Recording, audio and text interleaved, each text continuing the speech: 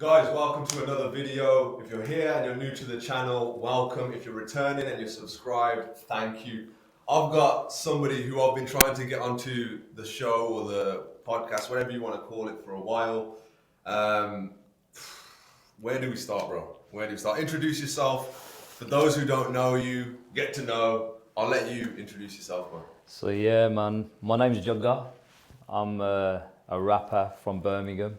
On to on the 32 Jagga ite aaya shadow on the beat mainu ite leke aaya ring phone baje mera shadow kinda Jagga tyaar beat mein ko tera full speed gaddi to bhi tej mode mera. Started the music scene actually 2 years ago now. Literally this month 2 years ago. Congrats, man. Started a music scene and yeah, we're here now with Aaron.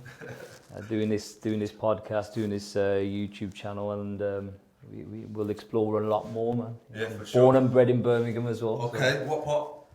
So born in Handsworth. Yeah. Then we moved. So to look, like, we knew each other in Soho Road, Gurdwara. I'm assuming you knew I'm that. pretty sure we did, you know. Because my dad, you know who my dad is, right? But me, my brother, our cousin, our two cousins, we used to do the Jagga server every Sunday. Really? And I knew I used to see you in the Gurdwara, but we never talked. Yeah, right? yeah, Obviously, so many people in the Gurdwara and stuff. And then it was, just to give you some insight, then the next time I saw it, obviously, I'm not in the Gurdwara anymore as much as back then as a kid. And then I saw you at Jag's wedding, right? Oh, and then I was like, because you know Jag, Jat's wedding, sorry. Jat's wedding, Jat's my cousin's Nanke, right? Yeah. So we've grown up together, right? That's crazy. And then that's crazy. I think that was about 2 years ago. You got married now.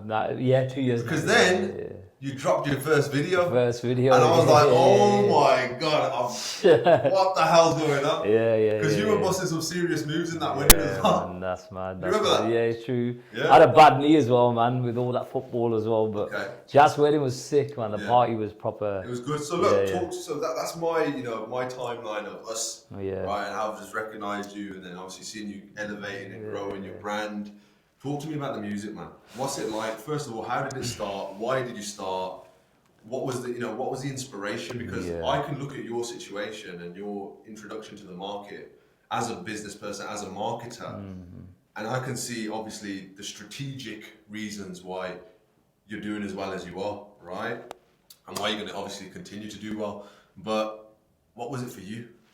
Where's the inspiration? So, a lot of people know, and there's a lot of people that probably don't know. March 2017. So actually, you know what? I'm actually going to start from the beginning, actually. I think I know where you're going with that. Yeah. So I lost a very good friend of mine in 2016, October. His name was Little Jag. We called him Little Jag because I was Big Jag. Yeah. He was like only 5'4" kind of thing. Top guy, solid guy. And all our circles in Handsworth, West Brom, all of these, we all knew each other and stuff, and all the Sings knew each other up, and they knew each other and that. And Little Jag was a proper character. We pretty much grew up with each other, and he passed away in October.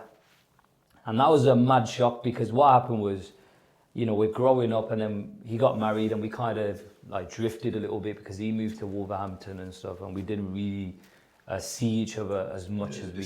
You know what I mean. It wasn't like in a negative way, but it's just one of those things. Life kind of goes on. He had his responsibilities. He had a beautiful daughter. Well, he's got a beautiful daughter. And then he passed away, man, and that was a mad shock, like for me, for a lot of the things. But with that, everything was cool because I saw comfort in the things. You know what I mean. All the childhood memories were coming into my head, and you would get sad. It's one of your closest boys and stuff. And then what happened in January 2017? My brother's wife, my brother Ran, his wife, who was battling with cancer. She had a brain tumor for 3-4 years, and they were married for 3-4 years as well. She passed away in January 2017. She was 25, 26. And again, she was like a proper, we lived together, you know what I mean? Especially with some, upbringing Asian families, South Asian families, we all lived together and stuff, you know what I mean? So, she was like a little sister to me, man. And when she passed away again, everything was just crazy, man. Like, I'm like, whoa, seeing my brother like that, because he was literally, you know, glued to the hip with Harpreet, and he was distraught because he was there every day with her, you know what I mean? She was battling cancer. He was there every day. I've not seen a guy do as much as my brother has done. Like, seeing that was a mad inspiration. He's younger than me, but I was like, how is he doing this mentally and stuff? Like, taking a toilet, washing it, like taking it everywhere. Like, he was literally a 24/7 carer. That's it. I'm doing that at a young age. Like, all props to my brother, man. Big up, Ran. So then what happened was she passed away, and that was just a mad shock. And then the same week, my gran, who lives with me, she was having breathing problems. And then I remember the day everyone's coming over, like, you know, looking at, you know, the funeral week's happening and everyone's coming over, like, to pay their respects. And my gran's standing outside and it's like -2 outside. And like, she's standing barefooted and I'm like, what the hell's going on? My mother-in-law saw her and she was like, look, she's outside. And then we spoke to her. She goes, I can't breathe properly. Then we took her to hospital and she needed a valve replacement. So she was in hospital for 6 weeks. Now my wife, during all this time, was pregnant. And then my gran was in hospital for 6 weeks, all throughout February. And March came, March the 23rd. And my gran came out of hospital. And that was the day my wife gave birth to our baby boy, right? So mad, like these last, like, emotions. You got to understand where it's coming from, like, you know, I'm, you know, doing my work and all that stuff, and no problem. So all of this is happening, and you know, 3, 4, 5 months have just been very intense of losing loved ones, the high emotions and everything, and my son's born and everything's all of a sudden better, you know what I mean? And like, we've tried so long to have a kid as well, and you know, being real, I had a BBC interview explaining all the in-depth. That's what I'm saying. That's right. So all of that happened, and next thing you know, the doctors say within a few hours, everything's fine, he's fine. I know he's a bit early, he's like 6, 7 weeks early, but the doctors like, hours later, rang me 2 in the morning. It's like the worst call I've ever had, and the nurse goes, he's not reacting to the antibiotics we've given him. And that was the worst experience, because I remember waking my mum up, my wife's still in the hospital, and I'm bombing it down to the women's hospital, like 90 miles an hour on these like small roads and stuff. It's like the feeling, I can't describe it, man. Couldn't imagine. Yeah, so them 4 or 5 days were like hell on earth, man. And then on the 25th of March, he passed away, man. He had sepsis in the end, a blood infection, but I can't explain to you the roller coaster of emotions in that time, bro. It was so intense. Like seeing my mom the way she was, seeing my, you know, grandparents, you know, it's just, everything was just horrendous, man. My wife was in a wheelchair in the first day because she had a C-section, because, you know what I mean, she couldn't really walk properly. So, you know, seeing that. So then when he passed away, bro, coming on to your question about the music. No, this is so important. Yeah, this is very important, because you got to understand, you know people that I know. Yeah. Jack is a perfect example. I've never done music in my life, you know. Never done hip-hop in my life. I've loved music. I've always listened to hip-hop, bhangra, everything like that. But I've never rapped or anything like that on a beat in my life. Really? You know what I mean? Never. Any Keithan? No Keithan either, man. No Keithan either, man. So I can hand on heart say I've listened to Keithan. I've sang along. But you get me in front of a Vajja or a Taos or I can't play it, man. God bless. I can't do it, man. No producing right now.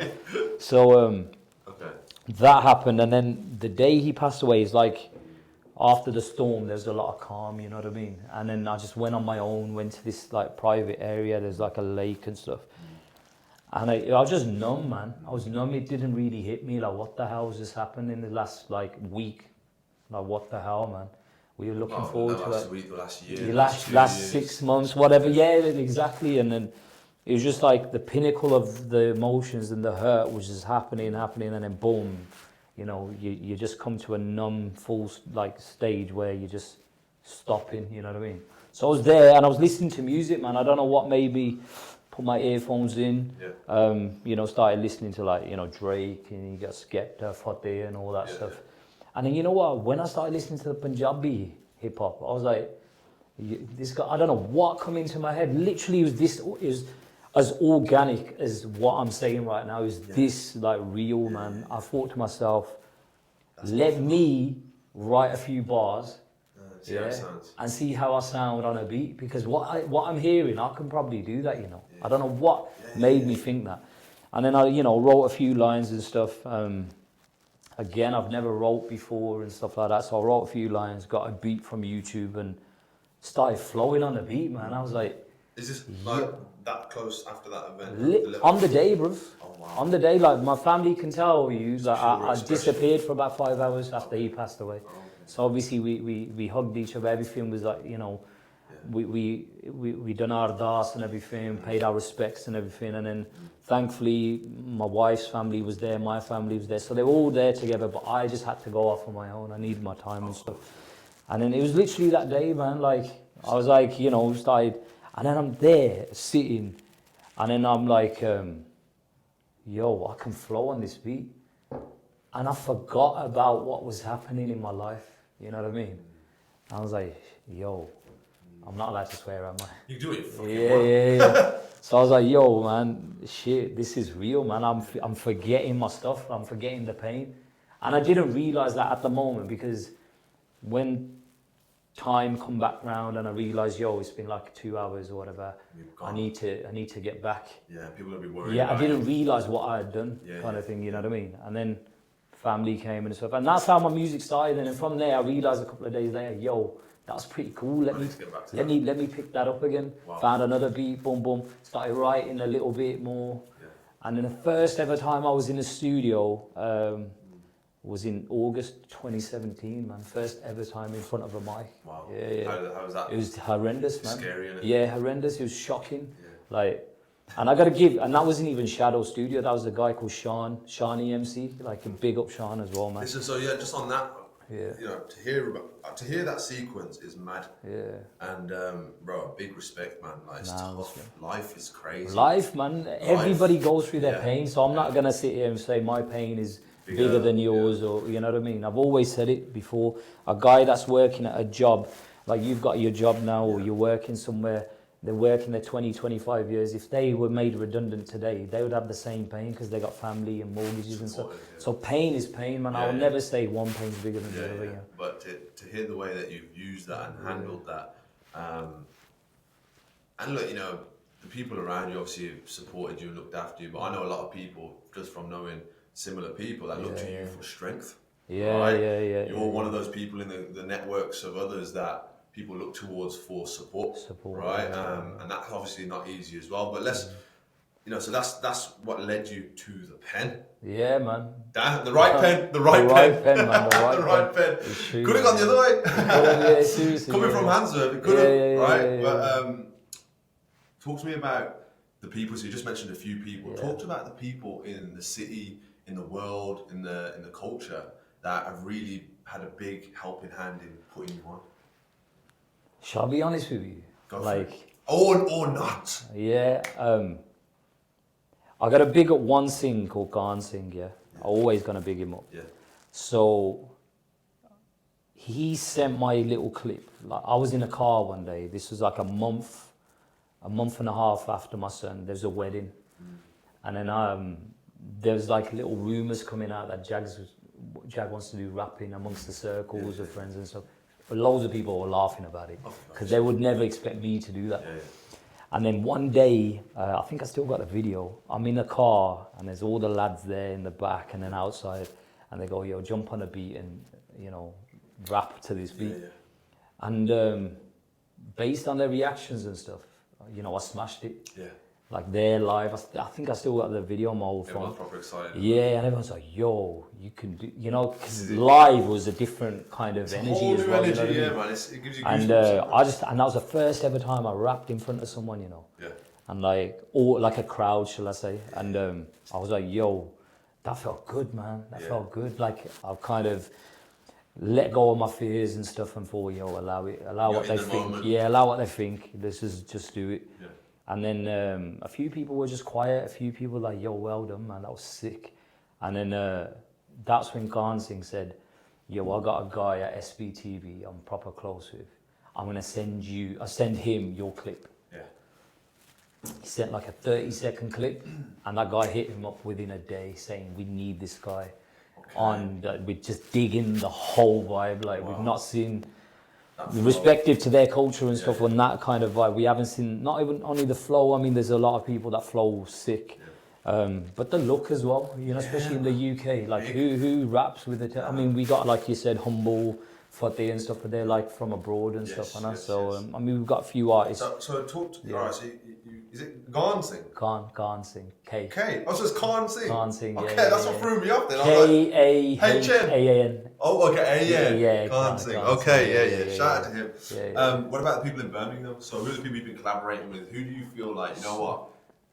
If I didn't cross paths with those individuals at the right time, things wouldn't be. Yeah, like I said, and after that, I'd come up with a track like Kings. I was writing that, and I came up with that. Like I said, lyrically, it wasn't the best. I look back at that now, and I think, what was I thinking, man? But it was just so raw and organic. Yeah. My feelings just don't allow this, just go for it. Authentic. You know what I mean? Yeah. And even my flow on it, I'm like, yo, I could have done that so much better. But one person that helped is when I hit Shadow up. Shadow on the beat, big up Shadow on the beat, man. I mean, he's produced for people I missed, man, and like, you know, big producer in the game, man. And he, again, from Birmingham, and the funny thing is, when I hit him up on Insta, I realised, I thought, you know what, I'm going to make a track. So I thought, I'm actually going to make a track. SBTV are there now. Now they're hollering me. Saying what you got? Yeah, yo, bro, we want to fund you. We want to, not fund by money, but they gave me their camera equipment to shoot the video. They want to sponsor your video, basically. Yeah. We're going to give you the equipment, use it however you want. Wow. You know what I mean? No problem. So they let you direct it as well? Yeah, I had a camera crew from Derby called Acme Arts, very talented people. Yeah. And I was one of their like first few videos they've done, very talented. They're doing a lot of things now as well. Yeah. And then big up Isaac from SBTV. He goes, oh, here's the equipment, do what you got to do, man. I was like, no problem. And then Shadow, while we were making the track, he helped a lot, man. Yo, nah, Jag, you got to fit in that pocket there properly.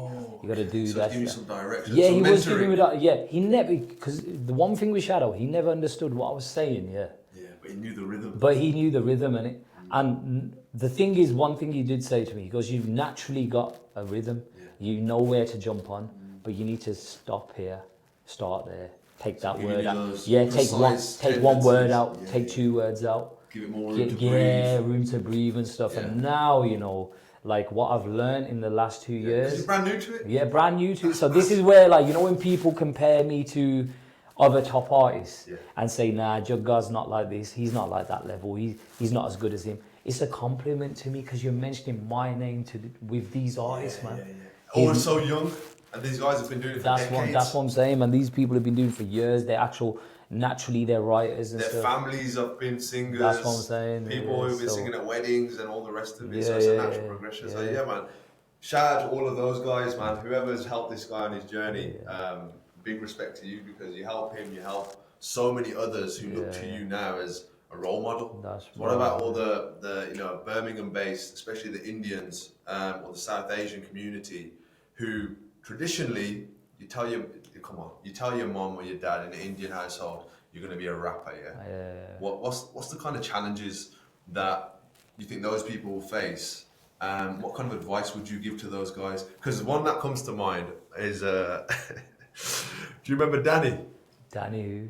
Danny, the guy who came up with that viral video, that song, and Just Rain collaborated with him and produced it properly afterwards. Do you remember? Oh, where they were taking a mick at a UK bungalow. I think that's No. You know what? I'm gonna get it up. Make sure you get it up. Yeah. But the moral of that story is this guy tried to do some music. It wasn't the greatest music, in my opinion, but it became viral. Danny, man. Yes, Danny. I can't remember the words. Like, you did me so Yeah. Danny. I love you right now. Something like that. And goodbye to the people who hated on me. That's it. Yeah. So people who obviously Indians trying to do music, who have we got to look to, right? In the UK. So what kind of advice would you give to these guys who are thinking, you know what, I'm gonna meet so much resistance. People are gonna laugh at me. My friends aren't gonna take me serious. My parents are gonna say, shut up, go to uni, go to college. You know what it is? If you have 500 Indian artists who haven't launched or started their journeys yet in music, you have 500 of them that are going to watch this video, what advice would you give? One thing I would say is family-wise. So let's focus on family, because if you're saying South Asian community, family is very important to majority of these of our people. Yeah. With family, man, like look, there's a lot of family members that are very backwards thinking, traditional, not even backwards, but more like one way, old school, you know what I mean? But one thing I will say is like, our people need results, they want results. So with me, what advice I would give to people is keep doing your thing, as in, the foundation, the security, the job that you got, keep doing that. So your family's cool, you know, you're bringing in the money. If you don't want to tell them what you're doing with the music and that, don't tell them, because perfect your art first. You know what I mean? Present the finished product. And you don't even need to present it. Like, if you think your family are going to have an issue if you're on a video, then you go into a space where you need to sit down and talk to them. You know what I mean? If you think they're actually cool with it, as long as you're doing your job and money's coming and paying the bills, and they ain't bothered about what you know what I mean, then just perfect your art and boom, get out with it, get a video out, or launch a track or something. Amazing. Because you know what, it's that simple. And you'll be surprised where, you know, for a lot of the younger people out there, people think, oh, my mom, my dad, what are they going to say? It's not even that big of a deal, because they do see it as a thing where, oh, music, what's that? High risk. High risk. Yeah. But you know what? Parents will always come around because they love you, man. They want the best for their kids. You know, they only want you to be secure. 100%, and that's all. And you know, end of the day, parents always want their kids happy, regardless of how many struggles you. I've been through struggles with my parents, man. So eventually, whether it's a week, a month, 2 months, you will always meet that middle ground, and everything will be cool. It happens all the time. It's human nature. I think that's really important advice as well for anybody watching this. You know, what you just said there, which resonates with me, because it's the same with people who are starting businesses. That's right. Right? And unless you're completely independent as an Indian business person coming up, you say to your parents, I want to drop out of uni and start a business, their immediate reaction is going to be, whoa, no, don't do that. Get your security, get a job, get an income, right? The same thing that I say to some individuals is, if you know there's going to be a big kickoff, if you know they're going to literally restrict you and try and wrap you in cotton wool, just don't mention it until you've got proof of success. Until you've got a business, when you've got customers and products, because until that point, they're not going to want to know anyway. They're not going to want to know. Right? So for me, I think that it's about, it's relatable. Everything as an artist, as a musician, as a creative, I think is so parallel to business owners and entrepreneurs, which is obviously a space that I'm always operating in.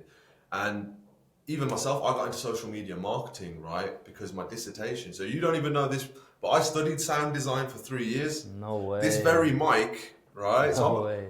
I could go and get a job as an engineer leaving uni, right? But obviously, not best in it. Until you've made it, right? This mic, this stand, I bought this over what? 9 years ago, when I was starting in uni, starting my degree. And that's when the seed was planted. That's how music for me has a big place in my heart, right? And then engineering, producing, being creative, all of that stuff. But even with music and my family, like music, it's not that serious, is it? I had basketball, so everyone's like, oh, he's just going to be an athlete, he's going to be a basketball player, right?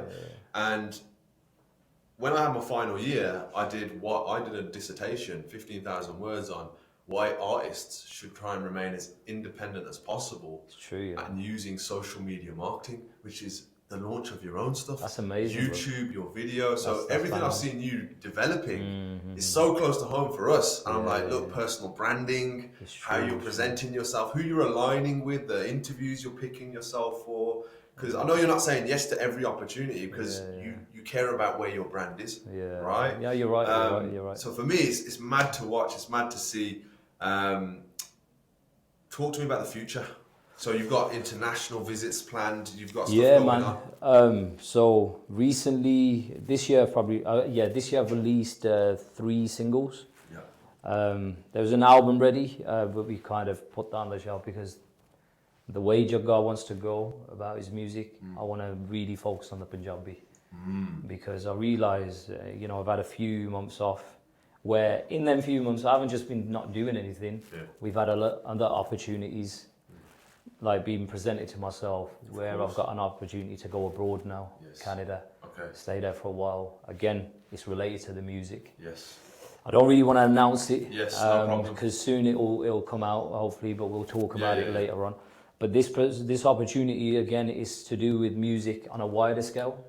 And that opportunity's come to me, and that is because of Jagga doing music.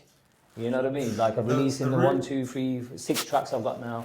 It's because of that. Now I haven't even put my effort into doing an album properly. So you're talking about the brand of Jagga. Yeah, that's right. That's right. And the brand is attracting the right people towards you with collaborations that are obviously not just music anymore. It's the business side of it. And that's what I talked to you earlier when before we started. Like, what else is happening? Because I know things must be happening because right now you've got massive influence, right? And it's only growing because you're putting the right message out, you're approaching it the right way, and you're being consistent.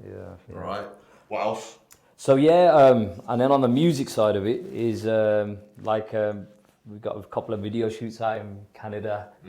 A couple of Punjabi hip-hop tracks that are going to come out, and then on the back of that, like I said, I'm just going to focus on the Punjabi because what I feel is I'm feeling so much more comfortable rapping in Punjabi. My writing's got a lot better, you know what I mean? All the lyrical content. I think I'm going to surprise a fair few people that doubted the lyrical content and the whole Punjabi side of it. So I think I'm going to surprise a few people. Look, bro, everyone's just heard the track that's just got dropped, 47. There you go. That's a brilliant example, you know. Bro, when that happened, right? And well, Mist alone, what he's done for the up and up culture, is mental. It's mental. To have, someone like Mist come in and promote Punjabi lyrics. He's singing Punjabi lyrics in his track, he's rapping Punjabi lyrics. And I think something changed. Because that wasn't just getting played on One Extra. That's getting played on Radio 1. That's it, full stop. Yep. And if somebody was even saying to me it was getting played in the shop or whatever, and somebody was like, "Oh, can you turn on back Radio 1 back on or whatever?" In a barber's, and like, this is Radio 1. That's sick. And they're hearing Punjabi lyrics coming through. So for me, when I listened to that track and I saw how many doors that's opened. For someone in your niche, bro, you must be like salivating. Because I literally, and funny enough, I was always... Because look at the market. Look at the population. Look at the people who speak the dialect. Exactly. And the thing is, I'd like to think, I have got my own presence about myself. I can hold myself in any conversation with God's blessings and that. But I can literally, I know I've got a lot to offer, man. And in Punjabi, I think I can really implement my personality and like show people what my personality truly is, and with a lot of charisma, because I don't believe I can bring that charismatic vibe out through English as much as I can with Punjabi. And that's the thing. And that's the thing for me, because my Punjabi isn't A1, right? It's B3, right? On a scale of A to C, it's B3, right? But bro, when I'm listening to, because I was never into Bhangra music. We only used to go to weddings and stuff. And my cousins were like, and you obviously know Jack and all that crew. They're all about that. So that was the half and half. So my cousins, obviously his nan, they were influencing him to listen to Bhangra. So we got to listen to some, right? And everyone I speak to is like, the quickest way to learn Punjabi as a kid is just listen to Punjabi music. Right? So I didn't hear it all. And obviously my family, they're speaking mostly English to us as we're growing up.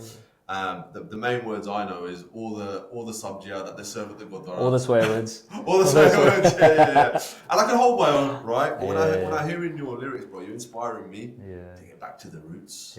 Oh, well, you know what? What, just because I'm 28 now, why aren't I fully? Look at the same way I look at you, bro. I look at how much of the marketplace is there for 100%, bro. 100%, right? And the way India's growing as an economy as well, bro. I'm salivating, right? So you've inspired me to go back to the drawing board and say, listen, I I need to get focused, right? I need to open up some new doors for myself. Well, this is what we were going, another point going back into, like you mentioned your team now as well, so you got good people around you. Like 90% of this journey so far, it's been like, you know, your family help out and stuff, but a lot of the running around and a lot of the content, the graft, I've done myself, man. You know what I mean? So, and I think it's a time now where I need people, man. I need a trustworthy team with positive energy, with the same vision. And that's what I'm saying, because you know what it is. That's why we needed to get you down, man. We need to talk things, we need to talk things. Because there's a lot happening, and you know, it'll be wicked to have like-minded people, positive vibes with you, you know what I mean? So, and like I said, you know, because we've been trying to get you here for a year, bro. Yeah, man. Right? And like I said, back then, bro, we're going to put some things in place for you, completely complimentary, brother. Just to be aligned with you, that I know, once you understand some of these tools that we're using right now, it's going to be able to amplify yourself even further. And that'll be my pleasure, bro, to be able to do that, so we can be a part of this journey as well. But anyway, bro, we got to save something for a part 2. Yeah, man. Listen, 100%. Those of you who don't know, we're going to have your social media flashing across the screen somewhere. Make sure you go follow, support this guy, Birmingham. Music, creative, inspiration, story, like this is one of the key people in my network who I've watched go from, you know, where we were as kids when I had my brief stint in Handsworth, just rising through the ranks, doing things that challenge the status quo. People aren't doing these things. People don't want to take these risks. You're taking big risks, right? And they're paying off. You're an innovator, right? You're an innovator because this hasn't been done the way you're doing it to date, bro. So keep inspiring. Thank you for coming down. Thank you very much for having me, bro. And I'm looking forward to a part 2, maybe 6 months, a year from now. 100%. But look, we should be right there with you on that journey, man. So I'm super excited. Thank you very much, man. Thank you very much. Hey, there goes the water. Yeah, cool. Check him out.